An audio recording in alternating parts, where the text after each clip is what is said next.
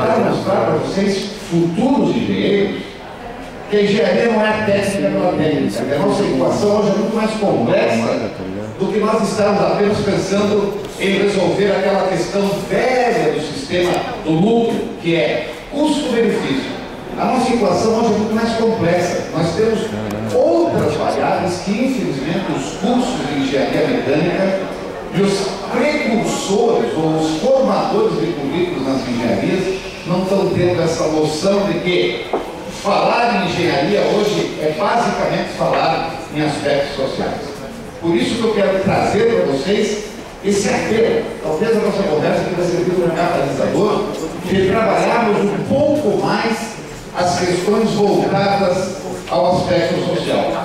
Eu gostaria, antes de iniciar praticamente o assunto, de mostrar para vocês aquele site lá em Bonitinho, que está dizendo lá, www.unitec.ufsc.br. Esse é o site do nosso grupo de estudos, que reúne professores de engenharia, professores de sociologia, alunos de pós-graduação em educação científica e tecnológica, para tentar entender por que os cursos de engenharia são tão positivistas, ou seja, são tão direcionados a apenas formar o técnico ou técnico. Eu convido vocês para visitar esse site. Nesse site nós temos muitíssimas informações, livros, artigos, aulas e outras atividades que podem mostrar para vocês, quem sabe, talvez, usando aqui uma metáfora, né? O outro lado da engenharia, que tem que ser trazido para esse lado também, porque senão nós vamos estar formando, no meu modo de entender, cidadãos capeiras no entendimento dos verdadeiros problemas da sociedade contemporânea. Por favor, então, quais são as questões que justificam esse problema que nós estamos tentando ousar conversar aqui? Vocês, na atualidade, futuros engenheiros, eu acho que aqui são só engenheiros ou estudantes de engenharia, se nós temos, que também não interessa que são de outros cursos. O que vocês primeiro aprendem quando você é engenheiro? Todo mundo chega para fazer engenharia e acha que o nosso grande resultado como eficiência na engenharia é resolver o problema. Eu digo para vocês que hoje muito mais complexo do que resolver o problema é saber identificar o problema. Nós vivemos numa sociedade tão dinâmica, uma velocidade tão acentuada, não sei por quê, para quem, não sei onde é que nós estamos querendo chegar, né? Aquela coisa, aquela falta de lucidez de confundir, por exemplo, o desenvolvimento tecnológico com o desenvolvimento humano. Todo mundo agora está fascinado pela tal da tecnologia, porque celulares modernistas aqui, televisões aqui. Para quê? Por quê e para quem? O que nós estamos procurando como objetivo de vida? São essas questões que, se a gente fala na sala de engenharia, você passa por sonhador, utópico, fora da casinha, etc, etc, etc. Né? Ou seja, nós temos que estar aqui porque nós vamos resolver problemas tecnológicos, os outros não são conosco. É igual aquele pessoal da filosofia, da sociologia, que não tem o que fazer, então fica pensando no rádio o dia inteiro. Cuidado com esse tipo de percepção.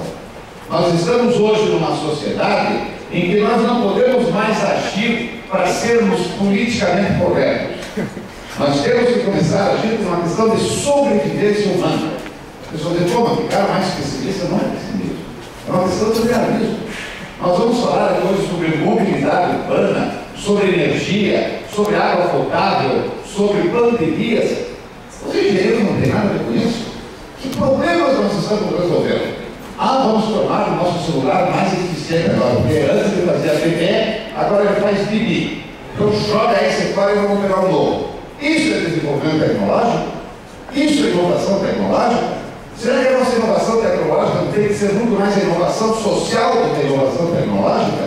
E uma dependendo da outra. Não vão me ver aqui como um tecnofóbico, ou tecnófobo, né? Absolutamente. Eu não sou contra a tecnologia, muito pelo contrário, sou um ardoroso fã da tecnologia.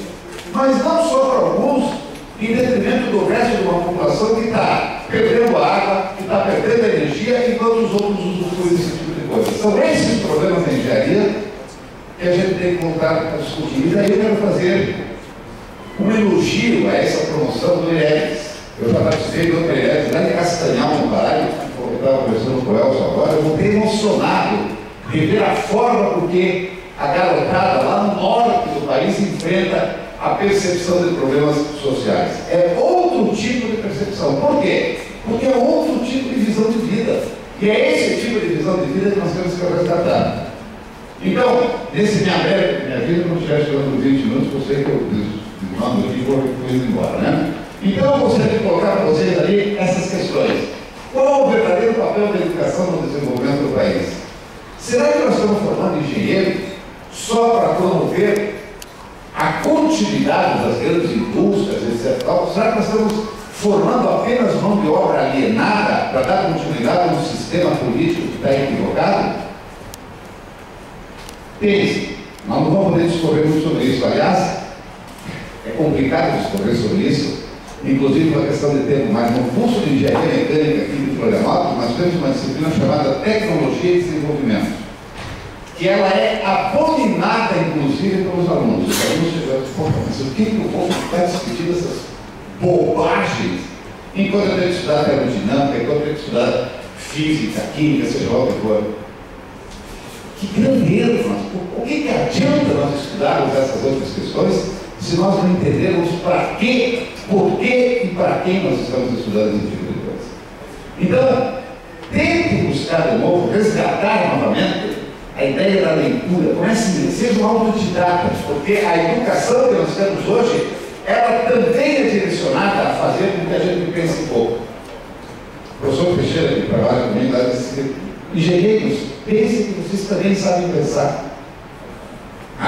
Essa empáfia que nós temos de deixar, não, nós engenheiros somos a única profissão de evolução, porque nós é que produzimos o desenvolvimento. Concordo em gênero número legal, mas não com essa alienação em achar que a nossa equação é só custo-benefício. A nossa equação tem mais 400 variáveis que tem obrigatoriamente que ser levado em consideração na hora de resolver o modelo matemático também. Aquela coisa das aproximações dos modelos matemáticos que elimina isso, elimina aquilo. As questões éticas, sociológicas, ambientais não podem mais ser eliminadas dessas nossas hipóteses significativas. Então, a articulação da educação de todos os livros diários para proporcionar aos jovens uma educação reflexiva e libertadora. Ninguém aprende por reprodução. Engenharia não vai ficar só olhando para o professor fazer uma equação lá no quadro, sem ter a mínima ideia do que para que ela serve. Então é disso que eu estou querendo conversar com vocês. Sejam um pouco mais exigentes com a capacidade reflexiva de vocês. E essa capacidade reflexiva de vocês, de novo, eu sou muito chato nesse ponto, passa pela leitura. Ninguém aprende sem ler. O professor é um mero catalisador na frente de vocês. Se vocês não abrirem aquela portinha aqui chamada cérebro, para fazer um processo individual de aprendizado, realmente aprendizado, vocês vão ficar só no pensei que aprendi. Quem é treinado é cachorrinho, por exemplo, joga o pauzinho lá 10 vezes até que taca na boquinha, esse já está treinado. Engenheiro não é isso. Engenheiro é muito mais do que apenas uma máquina feita para produzir alguma coisa sem a mínima reflexão, né? Então, o que nós precisamos fazer, e aí de novo volto a falar do ERES, que é uma tentativa de fazer isso informalmente fora da sala de aula, é trazer aspectos humanos, trabalhistas, sociais no ensino, e isso motiva os alunos por uma formação mais sólida. Como é difícil você trabalhar essas questões de engenharia, como é difícil, meu Deus do céu, você é rechaçado pelos professores, não estou culpando os alunos, não, e é rechaçado também pelos alunos.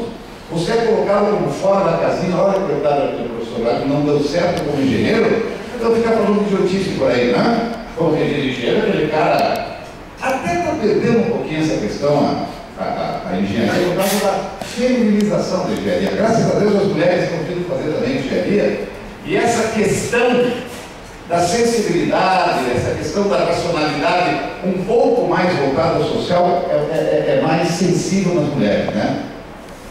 Por quê?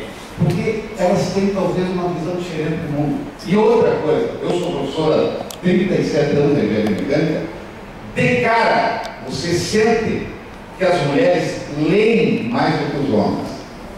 Não tem que fazer isso aqui, né? Vamos pensando assim, ninguém sem leitura tem uma formação reflexiva, pode ter certeza disso.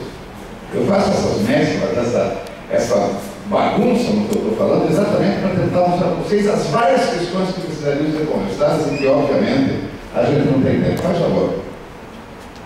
Quanto tempo me vai sair? Só? Cacilda. Bom, então, o entendimento dessas questões anteriores, que eu rapidamente falei confusamente também, passa por saber sobre o consumo, a liberdade das gerações futuras. Hoje fala-se tanto em desenvolvimento sustentável, virou palavra para precisamos. O que é desenvolvimento sustentável? Alguém de vocês acredita em desenvolvimento sustentável com esse tipo de civilização que nós temos aí, torrando a todo momento o que nós temos de matéria-prima? Ou seja, tudo é descartado, tudo é jogado fora, tudo é produzido, tudo é feito para alguns, e para vocês, talvez isso até mal, por exemplo, né? Mas não tem, no mundo, apenas 30% da população conhece internet. Esse cara está louco. 30% da civilização humana conhece internet. Isso é o processo civilizatório que está dando certo?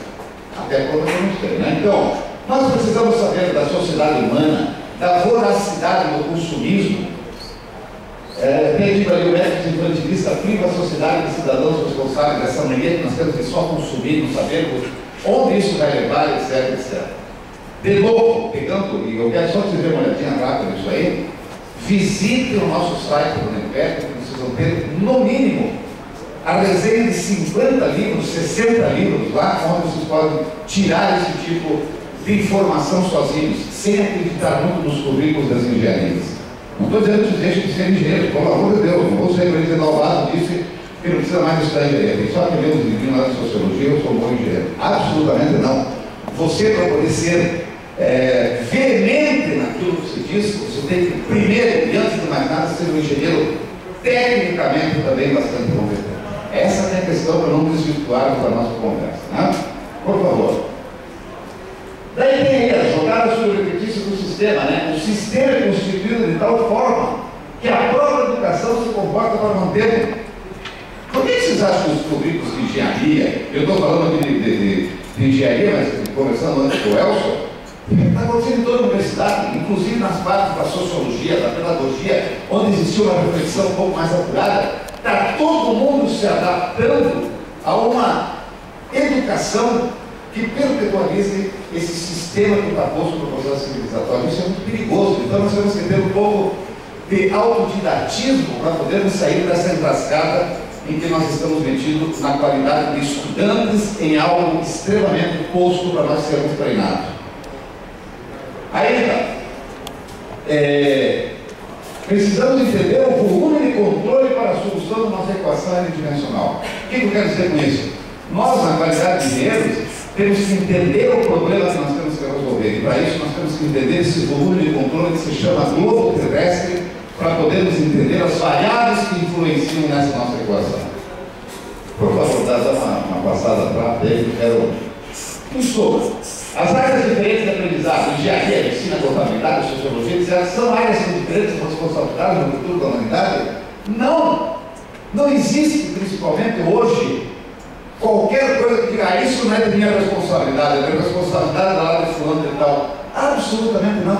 Se vocês estão procurando entender esse processo político alucinado que nós estamos tendo hoje no Brasil, vocês vão ver que as discussões estão completamente superficiais porque as pessoas não têm conhecimento desse volume de controle como um todo. Então, promete resolver uma coisa que está interligada com a outra, etc, etc, etc.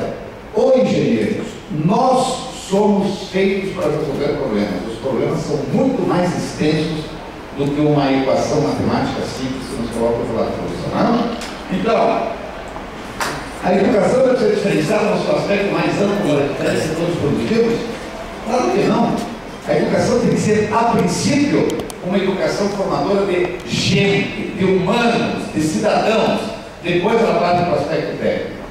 E eu acho que nós estamos fazendo exatamente o contrário hoje em dia, principalmente nas universidades que foram feitas para isso, para gerar conhecimento, para gerar reflexão, para estar constantemente refletindo sobre o processo civilizatório, porque no frigir dos ovos, o que nos interessa é o ser humano. Obviamente, aliado a todo o sistema ecológico que eu rodeio, mas eu digo o componente humano na questão da felicidade. Hoje o cara tem uma palavra quebra, né? O cara fala, eu quero ser feliz. Então, aqui na Terra para quê? E para sermos felizes, nós temos que entender onde é que nós estamos pisando. Não acho que quanto mais alienado, mais feliz o cara é. Ou seja, quanto mais desconhecer do problema, mais feliz o cara vem a ser. Cuidado com esse tipo de percepção, né? Então, qual seria então o novo paradigma? Diferentes educações para diferentes seres humanos seria a solução para o livro? Métodos e processos para manter o sistema vigente poderiam ser o futuro da medicina, da odontologia, da engenharia, etc. A minha resposta, na qualidade de, não diria pesquisador, mas estudioso no assunto, é um rotundo não. Todos nós precisamos primeiro pensar no aspecto humano, depois vem a questão do aspecto funcional da nossa profissão. Por favor, só para encerrar. Então eu colocaria aqui, já que o meu tempo é tão pouco, eu vou apelar para a busca do seguinte: falar em novas possibilidades educacionais sem falar na falta enorme de leituras contemporâneas na formatação da educação brasileira, é esse que é o problema. A leitura, além dos conteúdos programáticos, é o assentamento no sentido de lubrificação cerebral que pode ajudar nessa mudança paradigmática. E eu desafio qualquer um de vocês aqui. A hora que, quando eu estou falando em leitura, não estou falando só em livros técnicos. Muito pelo contrário. É voar um pouco na ficção, na poesia, no romance, na área sociológica, na área filosófica. A tua cabeça vai ter mais matéria-prima para pensar em problemas, inclusive de engenharia. Agora, resgatar esse costume da leitura é extremamente complicado. As pessoas hoje, para ler 4 páginas, mas é um verdadeiro sofrimento. É uma loucura. Cuidado para a tal de maquininha chamada internet. Cuidado. Não estão ali, ou não está ali a solução para todos os lados da vida. Ninguém mais pega um livro, seja ele eletrônico, mas eu digo um livro com conteúdo, fica só aquelas informações telegráficas que absolutamente estão rasteiras, né? Na grande maioria das vezes, e esquece que o aprendizado está na perfeição individual. Então, qualquer nova autonomia dentro da educação contemporânea só postergará o problema. É preciso sentir e vivenciar as novas questões humanas que vão muito além do desenvolvimento tecnológico e passam inexoravelmente pelo desenvolvimento humano. Por favor. Com isso eu encerro minha breve, obviamente, falou do sinal. Cuidado, é complicado você em 20 minutos querer sintetizar um estudo que se traz há 40, 50 anos, né? Então eu indicaria fortemente para vocês esses 2 livros ali, seriam esse aqui, que vocês podem encontrar lá na Feira do Livro, que estão liquidando, e esse livro aqui que saiu essa semana, que se chama Ciência, Tecnologia e Sociedade e o Contexto da Educação Tecnológica. É a 4ª edição de um livro que eu vim formatando desde 1999 e que agora ele chega no seu... onde nós discutimos todas essas questões aqui, que eu acho que seria interessante para vocês. Mas mais do que os livros, eu reforço muito a visita que vocês façam ao www.nepep.usp.br e quem quiser, sempre receber um recadinho, nossa, eu tomo material, etc. Lá naquele site também, lá nas atualizações mais recentes, embaixo tem, manda o teu endereço, porque sempre a gente vai estar dando um retorno para vocês para esse site. Desculpa, realmente, a exiguidade do tempo, mas a ideia que tinha era, pelo menos, fazê-los motivados a pensar nisso que eu tentei trazer para vocês aqui. Muito obrigado.